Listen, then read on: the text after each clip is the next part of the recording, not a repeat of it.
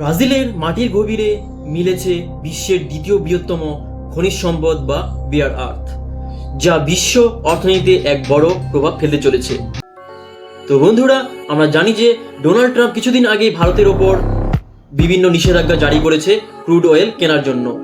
কিন্তু ব্রাজিলের এই খনিজ সম্পদের ভান্ডার সন্ধান মেলার পরে ব্রাজিল তার অর্থনীতি এবং কূটনৈতিক দিক থেকে দক্ষতা অর্জন করেছে এবং তারই প্রভাব ফেলতে চলেছে বিশ্ব অর্থনীতিতে। আপনার কি মনে হয়, ভারত কি এর সুযোগ নেবে? ব্রাজিল এই বিয়ার অয়েল বা খনিজ সম্পদ দিয়ে বিশ্ব অর্থনীতিতে এক বড় প্রভাব ফেলতে চলেছে।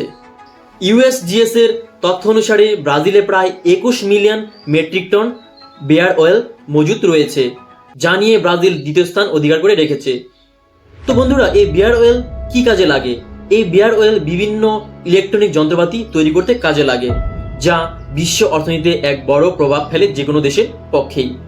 তাই আপনার কি মনে হয়, এই বিয়ার অয়েলের সুযোগ কে নেবে? চীন, আমেরিকা নাকি ভারত?